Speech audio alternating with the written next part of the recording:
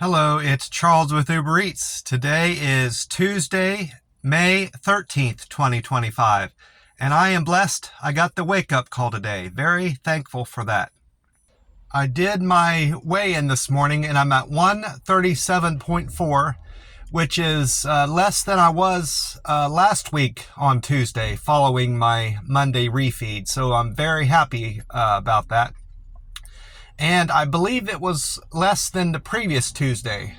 So I'm getting back on track with my weight management goals. I was about to say weight loss goals, but I don't have any weight loss goals right now. I hopefully won't have any weight loss goals going forward. Right now I'm looking at just maintaining my current weight. I did fail at my no monster drink challenge for May. Just to keep myself accountable. I woke up this morning, in spite of having a great night's sleep and a fantastic meal at the buffet that met all my needs. I just felt crummy this morning when I woke up. My joints were sore. Hadn't walked yesterday, so I couldn't blame my sore joints on my walk. I just didn't feel rejuvenated from my night's rest, and I only can contribute that to not being sufficiently hydrated and having enough electrolytes in my diet. So I decided to forego my no monster drink goal for the month and possibly revisit it later in the year, if at all. I haven't been getting any extra steps into my day, at least tracked steps on that app, Map My Walk app. And as a consequence of that, I'm not getting any extra sun than I would get, other than just going out and doing deliveries. So it's, I'm disappointed in myself with not meeting that goal, but it's a net loss. I was losing out more than I was gaining from not having those monster drinks because I wasn't getting enough sun in my life, and I was missing out on getting those extra steps in and improving my mental health with getting out and getting exercise. So overall, it was a net loss continuing that challenge. I decided this morning. I prayed on it. I meditated on it. I thought it over, and I decided to not continue doing that.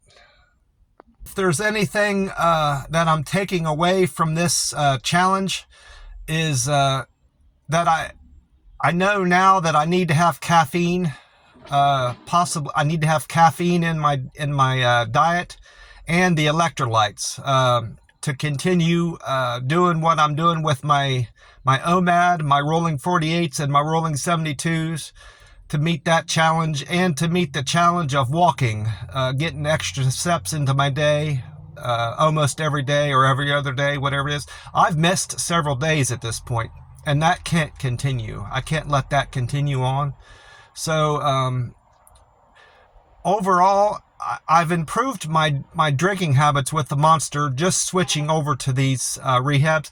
That I'm not trying to cope with the fact that I failed the challenge. I'm just holding myself accountable. I admit that I failed the challenge, but I am drinking a healthier monster drink in terms of this monster drink being better at hydrating you. It's the Monster Rehab.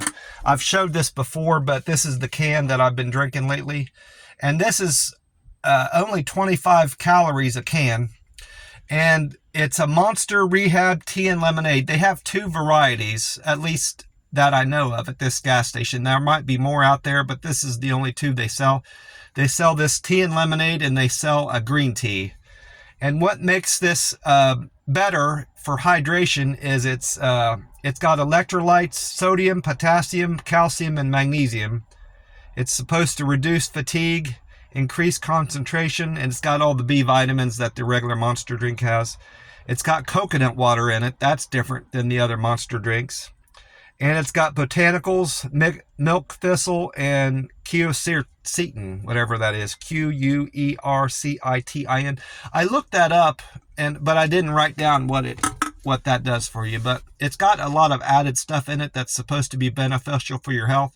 It's not, all that stuff's not detrimental to your health, at least. So in terms of overall benefit of this monster drink, I'm getting more benefit from it than detriment, is another reason why I'm going to continue on drinking that particular monster drink.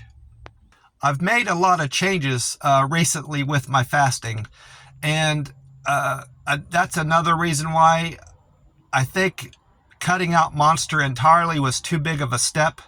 I went from just eating OMAD, before April, straight to rolling 48s and 72s virtually. Because of that challenge that Jerome put his subscribers up to, and that was a huge change in my routine. And I did it, pretty much flawlessly. And then I tried taking on a whole new challenge in just a short period of time, within a few weeks, and that was just too big of a step. I think it might have played a role in my weight ticking up early in May, because that's the only change I had made recently, was switching over to not drinking Monsters. That might have been, part of the reason why I was screwing up there. So we'll see going forward how this impacts my sleep. If I start walking more, I found on days that I walk, 4 or 5 or 6 miles, I sleep fine that night. So whether I drink caffeine in the morning or not, if I get my walk in, that will counterbalance any effect, I believe, more or less, that the caffeine will have on my sleep that night. And I have occasionally noisy roommates that keep me up during the night, regardless of how much caffeine I have or any walking I do. So my sleep's not going to be perfect every single night. Just like my diet, how I practice my rolling 48s and 72s isn't going to be perfect, and how I stick to any challenges I put myself up to, like this Monster challenge. I as long as I'm holding myself accountable and acknowledge that I failed one challenge and that I succeeded in other challenges, as long as I acknowledge those things, I feel it's an overall win for me, is the way I look at it, at least. To my weight, I almost forgot. I was concerned with my weight ticking up, like I mentioned in a previous video. I want to stick it to an average weight for every month being around 138.5, which is what I was for April. If I continue this trend where I'm at now, 137.4, if I continue that, being less every day than I was the previous day of the same week, of the same day that previous week, I'll meet that. I'll be pretty darn close to 138.5 by the end of May. So that's another good thing. I tracked that out this morning. I mapped that out on because I've been keeping track of my weight in my calendar, and I've got it written down on the tablet. So that's another positive thing that's going on with my weight. Checked weather this morning, and according to Google, I haven't listened to the radio yet, but just on Google, it said it's going to be 98-degree high temperature today and 98 tomorrow. That's changed. The day before, it said that Wednesday and Thursday both were going to be at 100 degrees, but that's changed a little bit. So now tomorrow is going to be up to 98, and then Thursday still they're calling for 100-degree temperature. And for the next 10 days, so they've added a day to the no rain in the forecast. So we've got a long spell of no rain down here in the Rio Grande Valley, which means that's only going to make our drought situation more severe. Even after that rain we had weeks ago, now it's been 3 or 4 weeks, maybe 3 weeks, we were still well behind our rainfall total needs and averages for this area. So this next 10 days isn't going to help that at all. We're still like at rainfall totals that are in February. We're months behind our average rainfall for the year now. I did get to talk to my aunt yesterday briefly. I I thought about calling her Sunday, but then it occurred to me that was Mother's Day, and that probably wouldn't have been appropriate to take up her Mother's Day, because she would have been busy with her 2 kids and, doing Mother's Day festivities. But I could have called her, I found out yesterday, because she spent the day, she just spent the day recuperating and resting up. She spent the day Friday with her son. He took her out to lunch. And then Saturday, she went with her daughter up north of Columbus to see one of her great-grandchild's birthday party, for a birthday party up there, up in northern Columbus, up north of Columbus. Her daughter drove her up there, so she's got to see both her kids over the weekend. And she said she had a great time at the birthday party, got to see a bunch of little kids playing and had some delicious food, and just catching up with family up there. And she needed Sunday, Mother's Day, to recuperate and rest up. So she had a great Mother's Day weekend. And she had banking to do yesterday, Monday.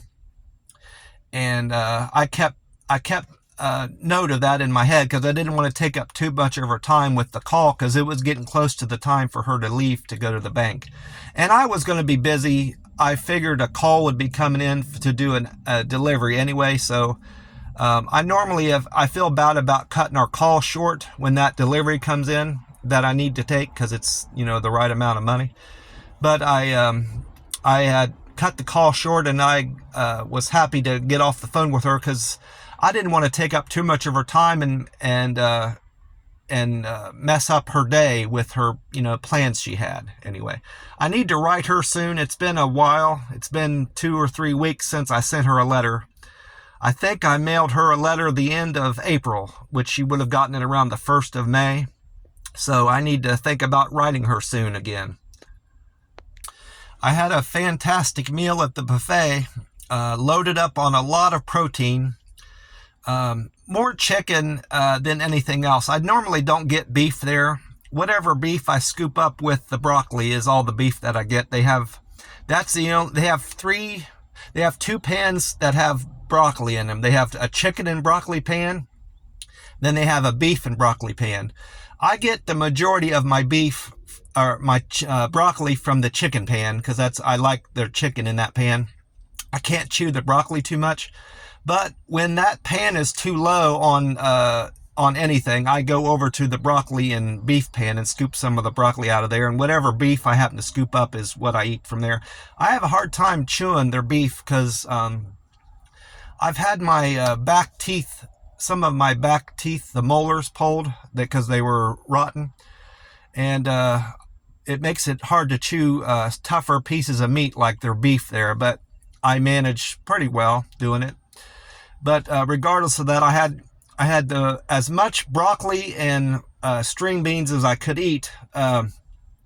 In terms of that, I want my focus this week to be on protein, getting as much of the teriyaki chicken, the breaded chicken, the coconut chicken as I can, and then working in just enough broccoli and string beans as I can to satisfy my iron needs. My iron is never low, so until the plasma center starts telling me that my iron is creeping down, my focus is going to be on getting enough protein.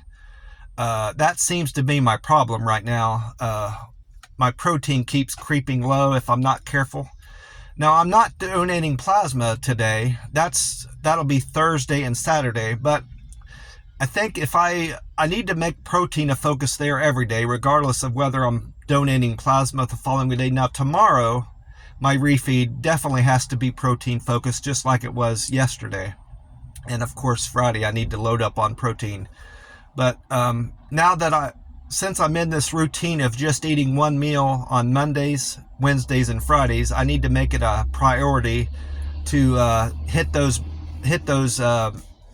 right macros, fat, protein, and carbs every day to meet my energy needs. And then I need to make sure meat is in my focus too, because of the protein issues I'm having. Like I said, I had plenty to eat there, and I had a fantastic meal. I think I'm eating a little bit more every day I go there. I feel that may be wrong, but feels like I'm getting more in terms of volume every time I go there. Whether that means I'm stretching my stomach out or not, I don't know. I ate a lot of broccoli, string beans, fried rice. I didn't get any lo mein noodles in this time. I skipped that pan. And I didn't get any fish in. I know that golden fish would probably be another great source of protein, but I skipped that this time. It's easy to get in, so it probably would be a good choice for me in terms of protein. It seems I can eat more in terms of volume of that fish than I can the chicken or the beef. So I might start eating more of that in terms of hitting my protein needs. We'll see if that suits my palate tomorrow when I go. But I had breaded chicken. I call it breaded chicken, but it's really the sweet and sour chicken without the sweet and sour sauce on there, and I don't like to add any sauces, syrups, or stuff to my meat unless I absolutely have to. That just adds calories, and you don't end up tasting the food that you're adding it to. All you can taste is the syrup and the sweetness from that stuff. So that's why I don't like adding that stuff. The only exception to that is when I go to Waffle House or Denny's, I like to put syrup on my pancakes and waffles, whatever I'm having there. That's the only exception to that. I don't even add ketchup. I used to add ketchup to my fries, but I don't even add ketchup to fries whenever I eat fries anymore. I haven't ate fries for a long time. It's been a few years since I had a French fry. But when I did have French fries back then, I wasn't even adding ketchup to those. It's been years since I added ketchup to French fries. Well, I had also had pizza.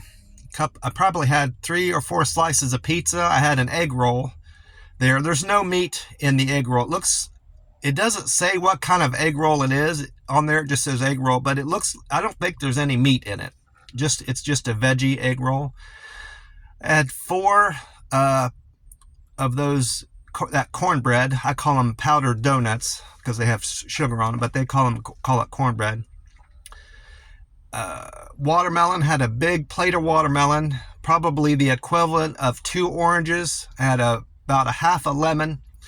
I had 1.5 bananas. I had 3 or 4 pieces of that peanut brittle. It looks like peanut brittle to me, but it's thicker.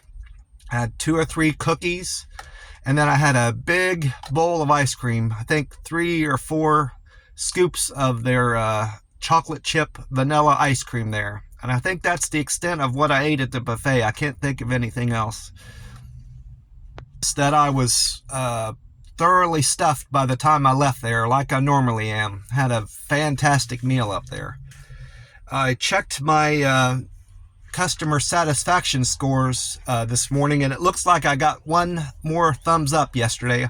I haven't had an average day yesterday. I hit my earnings goals pretty much right on target with where I was hoping to be for Monday, so I'm on track so far. I know it's only 1 day in, but I'm ahead of where I was last week at least, and I need to exceed my goal for today because tomorrow will be hampered a bit because I have a doctor's visit. I have to go to the doctor to talk about my blood work results. I had a blood draw last week on Monday, and I'm going back to the doctor tomorrow to talk about it with them. So that, and the fact that I'm breaking my fast again, I'm going to the buffet, is going to take some time away from my Uber Eats deliveries. So I need to have kind of an exceptional day today to make up for tomorrow.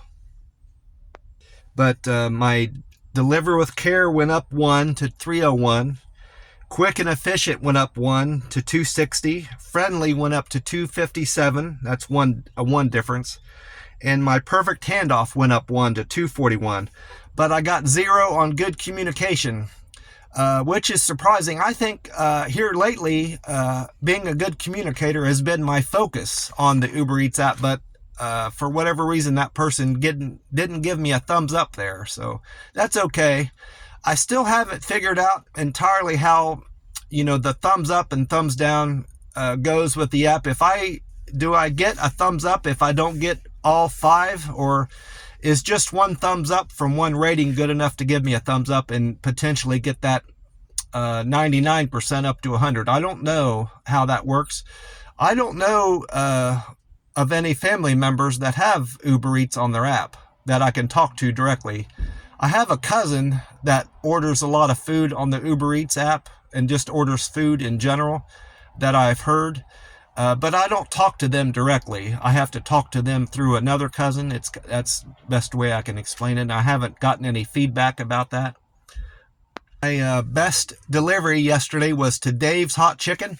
I think that was a double, but I didn't write down all the deliveries I did, and the app just says it was a Dave's Hot Chicken, but I'm pretty sure that was paired with somebody else, another place. But I made $10.08 on that regardless. So that worked out really good. My plans for today is just to make as much as I can with the Uber Eats app. Continue my fast. Right now it's almost 6:30. It's between 6:30 and 7. I'm not sure. I've got my car turned off. So I'm about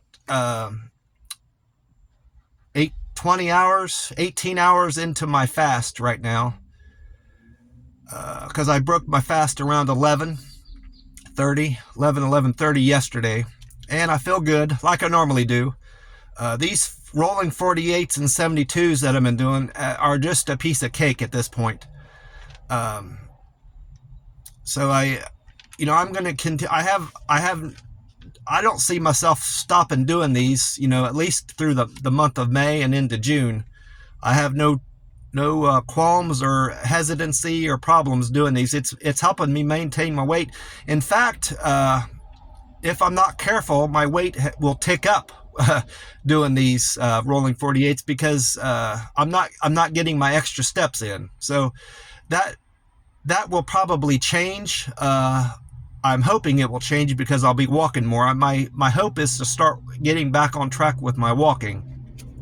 And I will potentially see my weight start ticking down, and then I'll have to be more careful with my macros when I go to the buffet. But this last week to 2 weeks, my weight has started ticking back up again in the month of May. So I have no trouble maintaining my weight with these rolling 48s and 72s because I'm eating such a large volume of food at the buffet.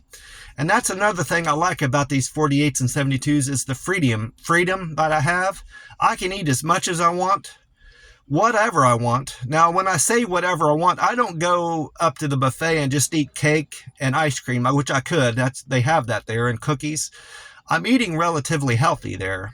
90% of what I eat there in terms of what is available is healthy. I know Chinese food isn't the best food. It's high in salt and the stuff they cook it in oil. But when you look back at how I was eating, when I look back at how I was eating more than 5 years ago, I was eating crap. I was drinking pop, high sugar pop, donuts, Little Debbie's. I was eating Little Debbie snacks frequently. And just eating whenever I wanted, whatever I wanted. And I've stopped doing that in the last 5 years. And it's when I started this intermittent fasting. So I could, at this point, if I had never started intermittent fasting, being that I was 300 pounds back then, I was 300 pounds 5 years ago. The spring of 2020, at this point I could be well over 350 pounds easy. In the next, 5 years later, I could be 350 pounds. I'm right now, I'm less than 140 pounds. So when you compare that, to where I could be, it's intermittent fasting has done made a world of difference for my health. I'm off high blood pressure. I'm no longer pre-diabetic. I'm off thyroid medicine and high blood pressure pills. And I have most likely extended my life, added years to my life. So I have no regrets, with any of the tools I've adapted, it's all about little changes that I've made in my life, beyond intermittent fasting. I've made little adjustments here and there to my diet and my habits, meaning getting extra steps into my day, little tweaks that I do, improving my sleep, focusing on that, and I've tried out tools. I've stopped things that I've realized weren't benefiting me, like this Monster drink thing I started. It's all about, making these little adjustments now. When I made a big lever, I pulled a big lever with the OMAD and fasting. And once I dialed that in and had made OMAD and fasting easy, it's about little levers that you pull to make little adjustments to either help you get out of a stall or maintain your weight. And that's where I'm at now, is figuring out how to maintain the weight I'm at now. The one is what I'm trying to figure out now, and get the most out of fasting and continue intermittent fasting as my lifestyle. So that's what I've got planned today. I'm going to do as much Uber Eats deliveries as I can. Hopefully get some extra steps into my day on the app that I use, that Map My Walk app. And I want to write my aunt back in Ohio and write her a few lines, and maybe get that mailed off in the next couple days to her. I also need to call my cousin. She's tried calling me she tried calling me yesterday, I know of. I was out on the freeway and I couldn't take her call. And I tried calling her later in the day, and the call wouldn't go through. She must have been somewhere where she had poor reception on her cell phone. So I texted her this morning that I was going to call her, and I need to do that soon. Well, that's about it for me. I hope you're having a great day today, wherever you're at, and God bless you all. I'll talk to you soon.